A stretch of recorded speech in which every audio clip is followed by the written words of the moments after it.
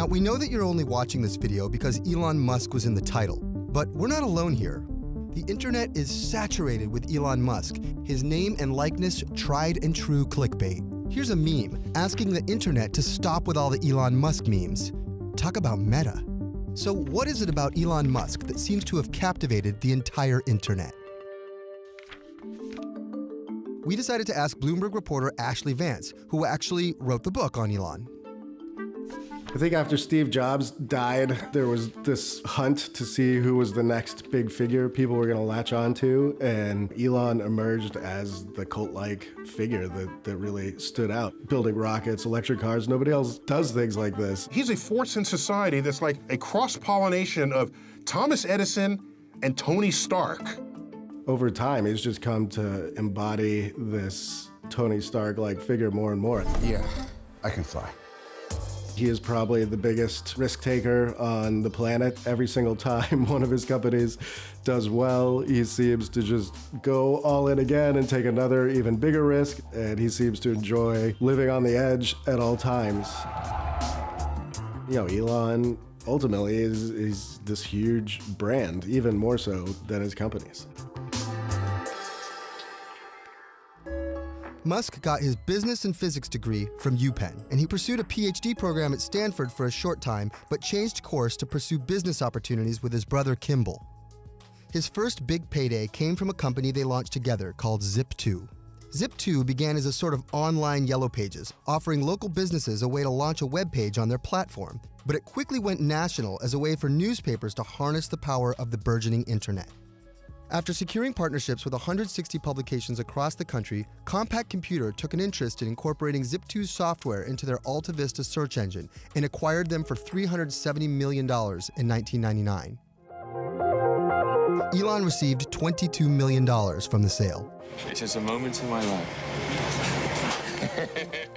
Musk then spent about half of his new fortune to create one of the world's first online banking systems called X.com. X.com quickly merged with a competing financial software company founded by none other than Peter Thiel called Confinity.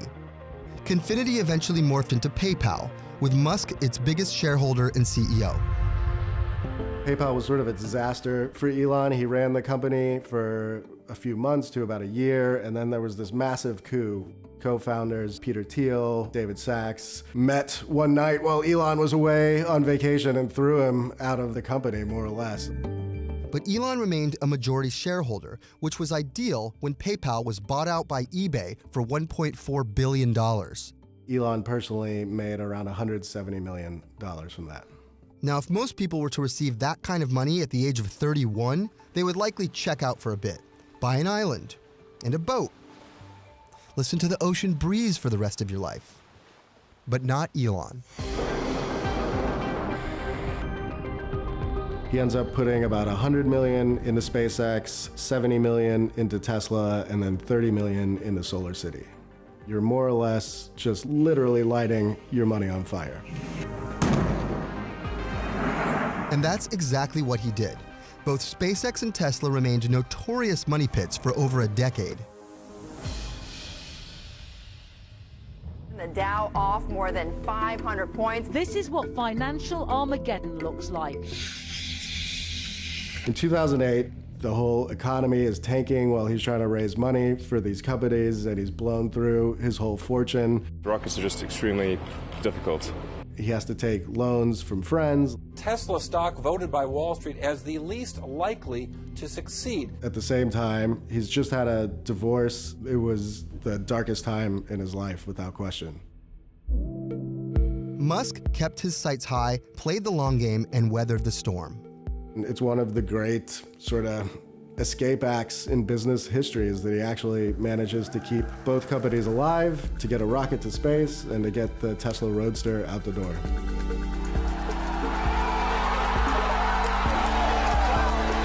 Today, Musk has a 54% stake in SpaceX, which is valued at $33 billion and has become the #1 private space exploration company in the world. Tesla's profitability has remained spotty over the years, but in 2019, they posted a quarterly profit of $143 million. A few years ago, people were laughing at you. Now, not so much. I mean... Okay. Today, Elon Musk's total net worth is at around $23.6 billion.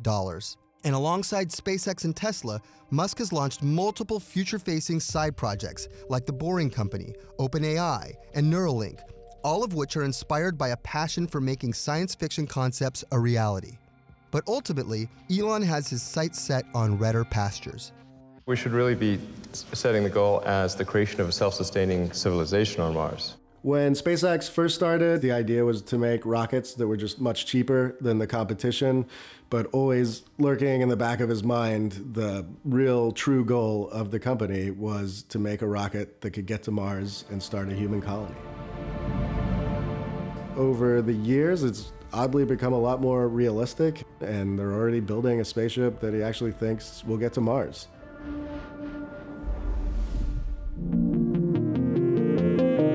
Elon's intellect, risk-taking, and subsequent successes against all odds have come to inspire a generation to do the impossible. And with this, the cult of Elon has grown exponentially.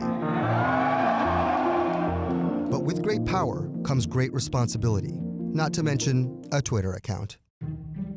Somewhere along the way, he decided to also just let the kind of bullying part of himself come out and pick fights and say really outlandish things, and it's done nothing but get him in trouble. In 2018, the SEC fined Elon $20 million for floating the idea of taking Tesla private, but that didn't stop him from tweeting that Tesla was going bankrupt as an April Fool's joke.